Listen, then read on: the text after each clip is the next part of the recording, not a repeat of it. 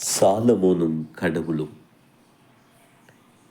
தாவீது மன்னனின் மகனான சாலமோன் மன்னன் எகிப்து நாட்டு மன்னனின் மகளை திருமணம் முடித்து அவளுடன் மகிழ்ச்சியாக வாழ்ந்து வந்தார். ஒரு நாள் அவருடைய கனவில் கடவுள் வந்தார். சாலமோனே, நீ என் மீது வைத்திருக்கும் அன்பும் பக்தியும் என்னை மிகவும் திருப்திப்படுத்துகிறது. உனக்கு என்ன வேண்டும் கேள், கடவுள் கேட்டார். எனக்கு என்ன வேண்டும் கடவுளே? என் தந்தை தாவீதோடு நீர் இருந்தது போல என்னோடும் எப்போதும் இருக்க வேண்டும் என்பதே என் ஆசை. வேறு எதுவும் எனக்கு வேண்டாம். சாலமோன் இவ்வாறு சொன்னார். தாவீது என் கட்டளைகளை கடைபிடித்து வாழ்ந்தான். நீயும் என்னுடைய வழியில் நடக்கும் வரை நான் உன்னோடு இருப்பேன். இப்போது நீ என்னிடம் வேறு ஏதாவது வரம் கேள். ஆனால் ஒரே ஒரு வரம் மட்டும்தான் கேட்க வேண்டும், சொன்னார் கடவுள்.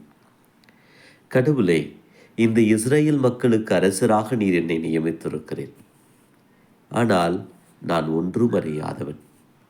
இந்த மக்கள் தங்களுடைய குறைகளையும் விண்ணப்பங்களையும் என்னிடம் ஒப்படைக்கும் போது அவர்களுக்கு நல்ல நீதி வழங்க வேண்டும். அதற்காக எனக்கு நல்ல நாணத்தை தந்தருளும். அதுபோதும், எனக்கு வேறு எதுவும் வேண்டாம். அழகாகச் சொன்னார் சாலமோன். கடவுள் மகிழ்ந்தார். சாலமோனே, நீ மிகவும் வித்தியாசமானவன். நீ கேட்ட வரத்துக்காகவே நான் இன்னும் உன்னை அதிகமாய் அன்பு செய்கிறேன், கடவுள் சொன்னார். ஏன் ஆண்டவரே? சாலமோன் கேட்டார். மக்கள் என்னிடம் என்ன கேட்பார்கள் தெரியுமா? ஏராளமான செல்வம், மாபெரும் புகழ், அல்லது எதிரிலிடம் வெற்றி. இப்படித்தான் மக்களின் வரங்கள் இருக்கும். நீ மட்டும்தான் மக்களை வழிநடத்தும் நாணத்தை கேட்டாய். நீ கேட்ட வரத்தை நான் உனக்கு தருகிறேன். உலகில் உன்னை போல நாணம் படைத்தவன் இதுவரை தோன்றியதும் இல்லை, இனிமேல் தோன்ற போவதும் இல்லை என்னும் அளவுக்கு உன்னை நாணத்தின் இருப்பிடமாக்குவேன் என்றார் கடவுள். விழித்தெழுந்த சாலமோன் மகிழ்ந்தார். தனக்குள் ஏதோ மாற்றம் நிகழ்ந்திருக்கிறது என்பதை உணர்ந்தார். கடவுளுக்காக ஒரு ஆலயத்தை கட்ட வேண்டும் என்னும் ஆசை அவருக்கு வந்தது. சாலமோனின் தந்தை தாவீது அரசனாயிருந்தபோது அவர் ஆண்டவரின் 10 கட்டளைகள் அடங்கிய வேளையை வைக்க ஒரு ஆலயம் இல்லையே என்று நினைத்து வருந்தினார். கடவுளுக்காய் ஒரு கோயில் கட்ட வேண்டும் என்று ஆசைப்பட்டார். ஆனால் தாவீது எப்போதும் போர் வெறியராயிருந்ததால் கடவுள் அவரை கோயில் கட்ட அனுமதிக்கவில்லை. உன் மகன்தான் எனக்கு கோயில் கட்ட வேண்டும், நீ கட்டக்கூடாது என்று அவர் இறைவாக்கினர் நாத்தான் வழியாக அறிவுறுத்தியிருந்தார்.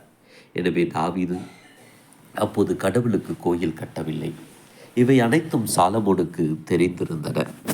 தனக்கு ஏராளமான நாணத்தை தந்த கடவுளுக்காக மிகப்பெரிய ஆலயம் ஒன்று கட்ட வேண்டும் என்று முடிவெடுத்தவர் அதற்கான முயற்சிகளில் இறங்கினார். எருசலேமில் மிகப்பெரிய ஆலயம் கட்டும் பணியை நகரின் தலை சிறந்த பணியாளர்களை வைத்து துவக்கினார்.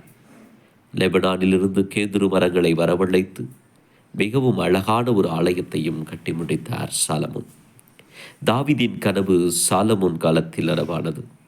இஸ்ரேல் மக்கள் தங்கள் கடவுளுக்காக முதலாக வைத்த ஆலயம் இதுதான். பின் சாலமோன் மன்னன் தனக்காக ஒரு மிக பிரம்மாண்டமான அரண்மனையை அமைத்தார். அதை கட்டி முடிக்க 13 ஆண்டுகள் ஆனது. ஆலயமும் அரண்மனையும் கட்டி முடிக்கப்பட்ட பின்னர் கடவுள் சாலமோனுக்கு மீண்டும் காட்சி தந்து பேசினார். சாலமோன், நீ எனக்காக கட்டிய ஆலயத்துக்காக மகிழ்கிறேன். இஸ்ரேல் மக்கள் என்னுடைய வழியில் நடக்கும் வரை அந்த ஆலயமும் நிலைவரும்.